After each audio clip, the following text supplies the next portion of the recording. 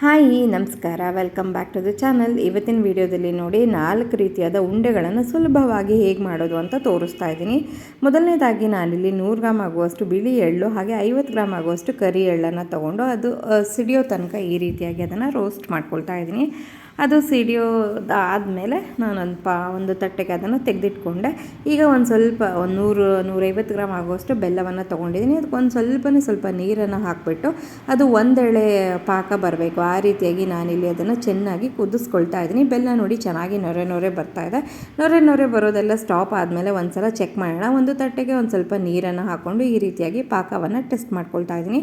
ನೋಡಿ, ಈ ಥರ ನಾವು 2 ಬೆರಳಲ್ಲಿ ಈ ರೀತಿ ನೋಡಿದಾಗ ಅದು ಒಂದು ಲೈನ್ ರೀತಿಯಾಗಿ ನಮಗೆ ಕಾಣಿಸ್ಬೇಕು.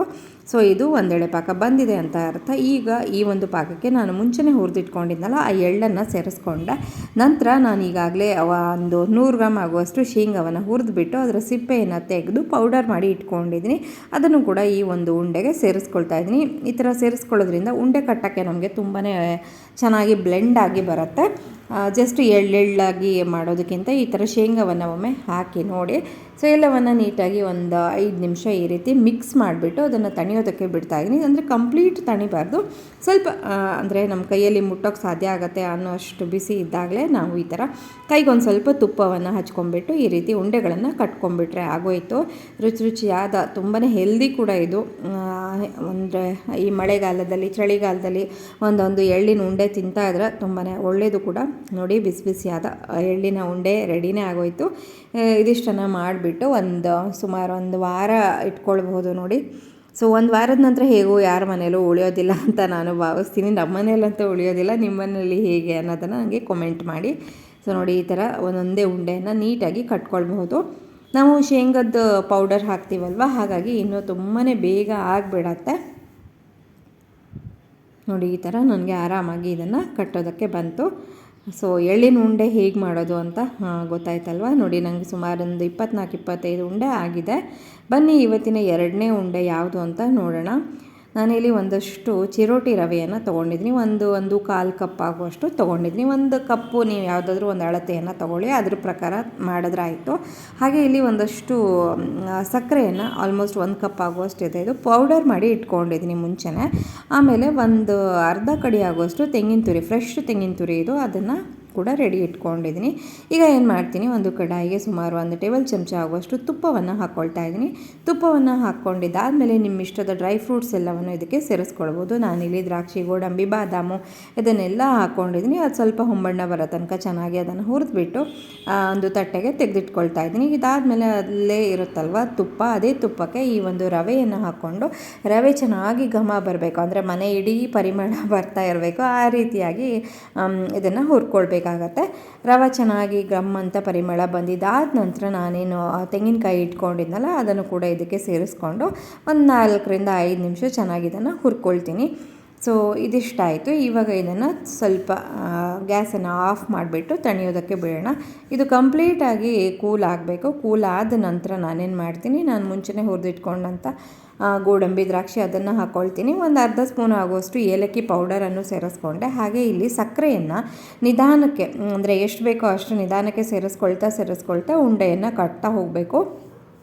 ಈಗ ನಾನು ಉಂಡೆಯನ್ನು ಕಟ್ಟೋದಕ್ಕೆ ಸ್ಟಾರ್ಟ್ ಮಾಡ್ತಾಯಿದ್ದೀನಿ. ಹಾಗೆ ಉಂಡೆ ಕಟ್ಟೋ ಟೈಮಲ್ಲಿ ಏನು ಮಾಡಬೇಕು, ಒಂದು ಸ್ವಲ್ಪ ತುಪ್ಪವನ್ನು ಜಾಸ್ತಿ ಹಾಕ್ಕೊಂಡು ಅದೆಲ್ಲ ಹಿಟ್ಟೆಲ್ಲ ಒಂದು ಸ್ವಲ್ಪ ಸಾಫ್ಟ್ ಆಗಬೇಕು, ಆ ರೀತಿಯಾಗಿ ಹಿಟ್ಟನ್ನು ಅಂದರೆ ತುಪ್ಪವನ್ನು ಹಾಕ್ಕೊಂಡು ಈ ಥರ ಕೈಯಲ್ಲಿ ಹಿಸುಕ್ತಾ ಕಲಿಸ್ಬೇಕಾಗತ್ತೆ. ಕೆಲವೊಮ್ಮೆ ಏನಾಗುತ್ತೆ, ನಾವು ತುಪ್ಪ ಎಷ್ಟೇ ಹಾಕಿದ್ರೂ ಕೂಡ ಉಂಡೆ ಕಲಿಸೋದಕ್ಕೆ ಸ್ವಲ್ಪ ಕಷ್ಟ ಅಂತ ಅನ್ನಿಸ್ಬೋದು. ಅಂಥ ಟೈಮಲ್ಲಿ ಏನು ಮಾಡ್ಬೋದು, ಒಂದು ಸ್ವಲ್ಪ ಕಾಸಿದ ಹಾಲು ಇರುತ್ತಲ್ವ, ಅಂದರೆ ಹಾಲನ್ನು ಒಮ್ಮೆ ಕಾಸಿ ಇಟ್ಟಿರ್ತೀವಲ್ಲ, ಆ ಹಾಲನ್ನು ಕೂಡ ಬಳಸ್ಕೊಂಡು ನಾವು ನೀಟಾಗಿ ಉಂಡೆಯನ್ನು ಕಟ್ಬೋದು. ಹಾಗೆ ಉಂಡೆಯನ್ನು ಕಟ್ಟೋ ಟೈಮಲ್ಲೇ ಈ ಥರ ಒಂದೊಂದು ದ್ರಾಕ್ಷಿಯನ್ನು ಹಚ್ಚಿಬಿಟ್ರೆ ನೋಡೋಕ್ಕೂ ತುಂಬಾ ಪ್ರೆಸೆಂಟೇಬಲ್ ಆಗಿ ಕಾಣಿಸುತ್ತೆ ಉಂಡೆ. ಮತ್ತು ಮಕ್ಕಳಿಗೂ ಕೂಡ ತುಂಬಾ ಇಷ್ಟ ಆಗುತ್ತೆ. ನಾನಂತೂ ಚಿಕ್ಕವಳಿದ್ದಾಗ ಹಾಗೆ ಮಾಡ್ತಿದ್ದೆ. ಎಲ್ಲಾದರೂ ರವೆ ಉಂಡೆ ಸಿಕ್ಕಿದ್ರೆ ಫಸ್ಟಿಗೆ ಅದರಲ್ಲಿ ಗೋಡಂಬಿ ಎಲ್ಲಿದೆ, ದ್ರಾಕ್ಷಿ ಎಲ್ಲಿದೆ ಅಂತ ಹುಡ್ಕೋದು. ಸೊ ಎಷ್ಟೋ ಸಲ ಅಮ್ಮ ಮಾಡಿಟ್ಟಿದ್ದಂಥ ರವೆ ಉಂಡೆಯಲ್ಲಿ ದ್ರಾಕ್ಷಿಗಳೇ ಇರ್ತಿರಲಿಲ್ಲ. ಸೊ ಅದು ನಮ್ಮದೇ ಕೈ ಚಳಕ. ಎಲ್ಲ ಮಕ್ಕಳು ಹಾಗೆ ಅಂತ ಅಂದ್ಕೊಳ್ತೀನಿ. ನನ್ನ ಮಗಳು ಕೂಡ ಈಗ ಅದೇ ರೀತಿ ಮಾಡ್ತಿದ್ದಾಳೆ. ಸೊ ನೋಡಿ, ಈ ಥರ ಮಾತಾಡ್ತಾ ಉಂಡೆಗಳು ರೆಡಿನೇ ಆಗಿಬಿಟ್ವು. ಇದು ಈ ಥರ ಮೆಥಡಲ್ಲಿ ಮಾಡೋದು ತುಂಬಾ ಈಸಿ. ಪಾಕ ಬರಿಸಿ ಕೂಡ ಮಾಡಬಹುದು, ಹಾಗೆ ಈ ಥರ ಜಸ್ಟ್ ಸಕ್ಕರೆ ಪೌಡರ್ ಹಾಕಿ ಕೂಡ ಮಾಡಬಹುದು. ಬನ್ನಿ ಇವತ್ತಿನ ಮೂರನೇ ಒಂದು ಉಂಡೆ ಯಾವುದು ಅಂತ ನೋಡೋಣ. 1 ಕಪ್ ಆಗುವಷ್ಟು ಹೆಸರು ಕಾಳನ್ನು ನಾನಿಲ್ಲಿ ತೊಗೊಂಡಿದ್ದೀನಿ. ಹೆಸರು ಕಾಳು ಚೆನ್ನಾಗಿ ಗಮ್ ಅಂತ ಪರಿಮಳ ಬರಬೇಕು, ಆ ರೀತಿಯಾಗಿ ಅದನ್ನು ಹುರ್ಕೊಂಡು ಒಂದು ತಟ್ಟೆಗೆ ಸಪ್ರೇಟಾಗಿ ತೆಗೆದಿಟ್ಕೊಂಡೆ. ಇದು ಕಂಪ್ಲೀಟಾಗಿ ತಣದಿದ್ದಾದ ನಂತರ ಇದನ್ನು ಒಂದು ಒಣಗಿರುವಂಥ ಮಿಕ್ಸರ್ ಜಾರಿಗೆ ಹಾಕ್ಕೊಂಡು ಇದನ್ನು ಪೌಡರ್ ಮಾಡ್ಕೊಳ್ತೀನಿ. ಆದಷ್ಟು ಒಣಗಿರುವಂಥ ಜಾರ್ ಇದ್ದರೆ ತುಂಬಾ ಒಳ್ಳೆಯದು, ಇಲ್ಲದಿದ್ದರೆ ಮತ್ತೆ ಚೆನ್ನಾಗಾಗೋದಿಲ್ಲ, ಮತ್ತು ಪಾತ್ರೆ ಎಲ್ಲ ತೊಳೆಯೋದು ಕೂಡ ಕಷ್ಟ, ಆ ರೀತಿಯಾಗಿ ಆಗಿಬಿಡತ್ತಲ್ವ. ಹಾಗಾಗಿ ಇಲ್ಲಿ ನಾನು ಎಲ್ಲ ಹೆಸರು ಕಾಳುಗಳನ್ನು ಇದಕ್ಕೆ ಹಾಕ್ಕೊಂಡು ಇವಾಗ ನುಣ್ಣಗೆ ಅದನ್ನು ಒಂದು ಪೌಡರಾಗಿ ಮಾಡ್ಕೊಳ್ತೀನಿ. ಈಗ ನೋಡಿ ನಾನು ಪೌಡರಾಗಿ ಮಾಡ್ಕೊಂಡಿದ್ದಾಯಿತು. ಹಾಗೆ ಕನ್ಸಿಸ್ಟೆನ್ಸಿ ನೀವು ನೋಡ್ಬೋದು, ಇಷ್ಟಿದ್ರೆ ಸಾಕಾಗಿಬಿಡತ್ತೆ. ಸೊ ನೆಕ್ಸ್ಟ್ ಏನು ಮಾಡೋದು ಅಂತ ನೋಡೋಣ. ಈಗ ಇದನ್ನು ಇವಾಗ ಒಂದು ಪ್ಯಾನ್ಗೆ ಹಾಕ್ಕೊಳ್ತಾ ಇದ್ದೀನಿ. ಇದಾದಮೇಲೆ ಏನು ಮಾಡಬೇಕು ಅಂದರೆ ಇದನ್ನು ಒಂದು ಸ್ವಲ್ಪ ಇದಕ್ಕೆ ನಾನು ಒಂದು 2 ನಿಮಿಷ ಇದನ್ನು ಬಿಸಿ ಮಾಡ್ಕೊಳ್ತಾ ಇದ್ದೀನಿ. ಇದಾದಮೇಲೆ ಒಂದು 2-3 ಸ್ಪೂನ್ ಆಗುವಷ್ಟು ತುಪ್ಪವನ್ನು ಇದಕ್ಕೆ ಸೇರಿಸ್ಕೊಳ್ತಾ ಇದ್ದೀನಿ. ಈ ಒಂದು ಉಂಡೆ ತುಂಬಾ ಪೌಷ್ಟಿಕ ಉಂಡೆ ಅಂತ ಹೇಳ್ಬೋದು. ಮಕ್ಕಳಿಗೆಲ್ಲ ನೀವು ಕೊಡ್ತಾಯಿದ್ರೆ ಒಳ್ಳೆ ಪ್ರೋಟೀನ್ ಭರಿತವಾಗಿರುತ್ತಲ್ಲ, ತುಂಬಾ ಮಕ್ಕಳು ಇಷ್ಟಪಟ್ಟು ಕೂಡ ತಿಂತಾರೆ. ಸೊ ಇಷ್ಟು ಮಾಡಿದ್ದಾಯ್ತಲ್ವ. ಈಗ ನೆಕ್ಸ್ಟ್ ನಾನು ಇದಕ್ಕೆ ನನಗೆ ಯಾವುದ್ಯಾವುದು ಡ್ರೈ ಫ್ರೂಟ್ಸ್ ಬೇಕೋ ಅದನ್ನೆಲ್ಲ ಸೇರಿಸ್ಕೊಳ್ತಾ ಇದ್ದೀನಿ. ನಿಮ್ಮ ಹತ್ರ ಯಾವ್ದ್ಯಾವ್ದು ಇದೆಯೋ ಅದನ್ನೆಲ್ಲ ನೀವು ಕೂಡ ಸೇರಿಸ್ಕೊಳ್ಬಹುದು. ಈಗ ಎಲ್ಲವನ್ನು ಮತ್ತೊಮ್ಮೆ ಹುರಿಬೇಕು. ಅದಕ್ಕಿಂತ ಮುಂಚೆ ಒಂದು ಸ್ವಲ್ಪ ತುಪ್ಪವನ್ನು ಮತ್ತೊಮ್ಮೆ ಇಲ್ಲಿ ಸೇರಿಸ್ಕೊಳ್ತಾ ಇದ್ದೀನಿ. ಸ್ವಲ್ಪ ತುಪ್ಪ ಜಾಸ್ತಿನೇ ಬೇಕು ಈ ಒಂದು ಉಂಡೆಗೆ ಅಂತ ಹೇಳ್ಬೋದು, ಅಂದರೆ ಬೇರೆ ಉಂಡೆಗಳಿಗೆ ಕಂಪೇರ್ ಮಾಡಿದ್ರೆ.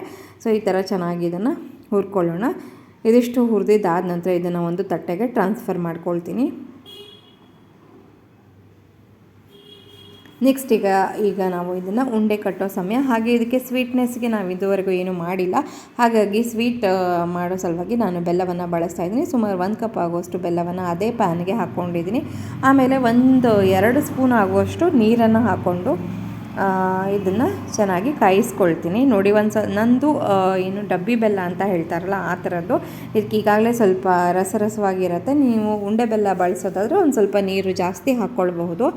ಈಗ ನೋಡಿ ಇದು ಚೆನ್ನಾಗಿ ಕರಗ್ತಾ ಇದೆ. ಈ ರೀತಿಯಾಗಿ ಕರಗಿದಾದ ನಂತರ ಮಧ್ಯದಲ್ಲಿ ಒಂದು ಅರ್ಧ ಸ್ಪೂನ್ ಆಗುವಷ್ಟು ತುಪ್ಪವನ್ನು ಸೇರಿಸ್ಕೊಳ್ತಾ ಇದ್ದೀನಿ. ಸೊ ಎಲ್ಲವನ್ನು ನೀಟಾಗಿ ಈ ರೀತಿ ಮಿಕ್ಸ್ ಮಾಡ್ಕೊಳ್ಳೋಣ.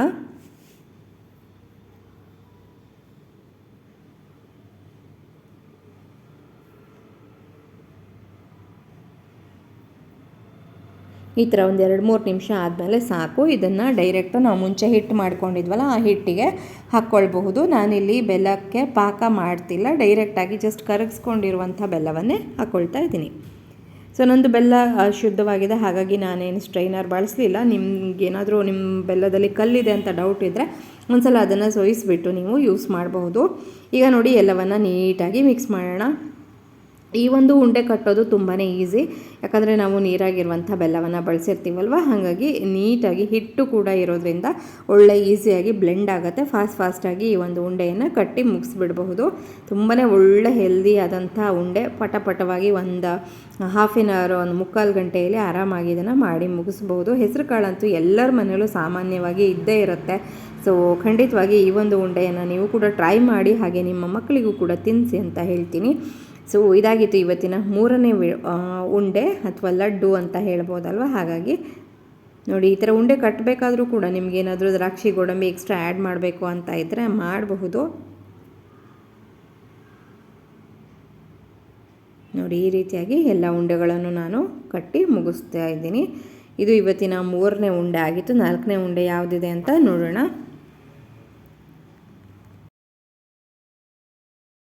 ಇವತ್ತಿನ 4ನೇ ಉಂಡೆ ಮಾಡೋದಕ್ಕೆ ನಾನು ಇಲ್ಲಿ 1 ಬೌಲ್ ಆಗುವಷ್ಟು ಬೆಲ್ಲವನ್ನು ತೊಗೊಂಡಿದ್ದೀನಿ. ಅದನ್ನು ಒಂದು ದಪ್ಪ ತಳದ ಪಾತ್ರೆಗೆ ಹಾಕ್ಕೊಳ್ತಾ ಇದ್ದೀನಿ. ಒಂದು ಚೂರು 1 ಸ್ಪೂನ್ ಆಗುವಷ್ಟು ನೀರನ್ನು ಬೇಕಿದ್ದರೆ ಸೇರಿಸ್ಕೊಳ್ಬೋದು, ಇಲ್ಲದಿದ್ದರೆ ಹಾಗೆ ಕೂಡ ಮಾಡ್ಬೋದು. ನಂದು ನೀರು ಬೆಲ್ಲ ಆಗಿರೋದ್ರಿಂದ 1-2 ಸ್ಪೂನ್ ಆಗುವಷ್ಟು ನೀರನ್ನು ಸೇರಿಸ್ಕೊಂಡಿದ್ದೀನಿ. ಬೆಲ್ಲ ಇಲ್ಲಿ ಚೆನ್ನಾಗಿ ಕರಗಬೇಕು.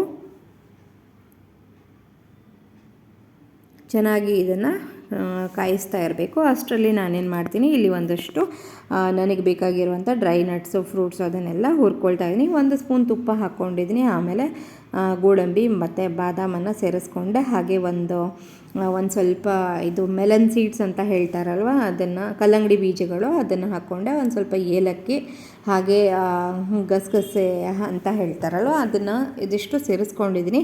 ಇದಿಷ್ಟೇ ಅಲ್ಲ, ನಿಮಗೆ ಯಾವ್ಯಾವ ಡ್ರೈ ಫ್ರೂಟ್ಸ್ ಹಾಕಬೇಕು ಅನಿಸುತ್ತೋ ಎಲ್ಲವನ್ನು ಸೇರಿಸ್ಕೊಳ್ಬೋದು. ಅಲ್ಲಿ ನಾನು ಬೆಲ್ಲವನ್ನು ಪಾಕ ಮಾಡೋದಕ್ಕೆ ಇಟ್ಟಿದ್ದೀನಿ. ಹಾಗೆ ಪಕ್ಕದಲ್ಲಿ ಈ ರೀತಿ ಎಲ್ಲ ಡ್ರೈ ನಟ್ಸು ಫ್ರೂಟ್ಸನ್ನೆಲ್ಲ ಹುರ್ಕೊಳ್ತಾ ಇದ್ದೀನಿ. ಒಂದು ಅರ್ಧ ಬೌಲ್ ಆಗುವಷ್ಟು ದ್ರಾಕ್ಷಿಯನ್ನು ಕೂಡ ನಾನಿಲ್ಲಿ ಕಟ್ ಮಾಡಿ ಯೂಸ್ ಮಾಡ್ತಾ ಇದ್ದೀನಿ. ಸೊ ಎಲ್ಲವನ್ನು ಚೆನ್ನಾಗಿ ಹುರ್ಕೊಳ್ಳೋಣ, ಗಮ್ಮಂತ ಪರಿಮಳ ಬರಬೇಕು. ಸೊ ಅಷ್ಟು ಹುರಿದ್ರೆ ಸಾಕಾಗುತ್ತೆ. ಈಗ ನೆಕ್ಸ್ಟ್ ಏನು ಮಾಡ್ತೀನಿ, ಇಲ್ಲಿ ಬೆಲ್ಲವನ್ನು ಚೆಕ್ ಮಾಡೋಣ. ಇದಿಲ್ಲಿ ನಿಧಾನಕ್ಕೆ ಪಾಕ ಬರೋಕ್ಕೆ ಸ್ಟಾರ್ಟ್ ಆಗಿದೆ. ಸೊ ಒಂದೆಳೆ ಕನ್ಸಿಸ್ಟೆನ್ಸಿಯನ್ನು ನೋಡಬೇಕು. ಸೊ ಈ ರೀತಿ ಬಂದಿದೆಯಲ್ಲ, ಇಷ್ಟು ಬಂದರೆ ಸಾಕಾಗತ್ತೆ. ಈಗ ನಾನು ಮಾಡ್ಕೊಂಡಂಥ ಎಲ್ಲ ಡ್ರೈ ಫ್ರೂಟ್ಸನ್ನು ಇದಕ್ಕೆ ಸೇರಿಸ್ಕೊಳ್ತೀನಿ. ಎಲ್ಲವನ್ನು ಸೇರಿಸ್ಬಿಟ್ಟು ನೀಟಾಗಿ ಮಿಕ್ಸ್ ಮಾಡಿಕೊಳ್ಬೇಕು. ಮತ್ತು ಆ್ಯಸ್ ಯೂಶ್ವಲ್ ನಮ್ಮ ಉಂಡೆ ಕಟ್ಟುವ ಪ್ರೊಸೀಜರ್ ನಿಮಗಂತೂ ಇವಾಗ ಗೊತ್ತಾಗಿರುತ್ತೆ. ಒಂದಷ್ಟು ಶೇಂಗಾ ಕಾಳುಗಳನ್ನು ಕೂಡ ಸೇರಿಸ್ಕೊಳ್ತಾ ಇದ್ದೀನಿ. ಹಾಗೆ ಶೇಂಗಾ ಪೌಡರನ್ನು ಕೂಡ ಸೇರಿಸ್ಕೊಂಡೆ. ಒಂದು ಅರ್ಧ ಸ್ಪೂನ್ ಆಗುವಷ್ಟು ಏಲಕ್ಕಿ, ಇದಿಷ್ಟನ್ನು ಸೇರಿಸ್ಬಿಟ್ಟು ಚೆನ್ನಾಗಿ ಮಿಕ್ಸ್ ಮಾಡಿ ಒಂದು 2-3 ನಿಮಿಷ ಗ್ಯಾಸ್ ಮೇಲೆ ಹಾಗೆ ಬಿಡಬೇಕು. ಆಮೇಲೆ ಅದು ಸ್ವಲ್ಪ ಹದ ಬೆಚ್ಚಗೆ ಇರುವಾಗಲೇ ಅದನ್ನು ತೊಗೊಂಡ್ಬಿಟ್ಟು ಕೈಗೊಂದು ಸ್ವಲ್ಪ ತುಪ್ಪನೋ ಎಣ್ಣೆನೋ ನೀರೋ ಹಚ್ಕೊಂಡ್ಬಿಟ್ಟು ಈ ರೀತಿ ಉಂಡೆ ಕಟ್ಕೊಂಡ್ಬಿಟ್ರೆ ಆಯಿತು. ಸುಲಭವಾಗಿ ಉಂಡೆಗಳು ರೆಡಿ ಆಗುತ್ತೆ. ಸೊ ಇವತ್ತಿನ ವೀಡಿಯೋ ನಿಮಗೆಲ್ರಿಗೂ ಇಷ್ಟ ಆಯಿತು ಅಂತ ನಾನು ಭಾವಿಸ್ತಾ ಇದ್ದೀನಿ. ಯಾವ ಒಂದು ಉಂಡೆ ನಿಮಗೆ ಜಾಸ್ತಿ ಇಷ್ಟ ಆಯಿತು ಅಂತ ನನಗೆ ಕಾಮೆಂಟಲ್ಲಿ ತಿಳಿಸಿ. ನಾನು ಸಿಗ್ತೀನಿ ಮತ್ತೊಂದು ಹೊಸ ವೀಡಿಯೋದೊಡನೆ, ಹೊಸ ಒಂದು ರೆಸಿಪಿಯೊಡನೆ. ಅಲ್ಲಿವರೆಗೂ ಎಲ್ರಿಗೂ ಧನ್ಯವಾದಗಳು. ಚಾನಲನ್ನು ಸಬ್ಸ್ಕ್ರೈಬ್ ಮಾಡದೆ ನೋಡ್ತಿದ್ರೆ ದಯವಿಟ್ಟು ಸಬ್ಸ್ಕ್ರೈಬ್ ಮಾಡ್ಕೊಂಡು ನೋಡಿ. Thank you for watching. Bye.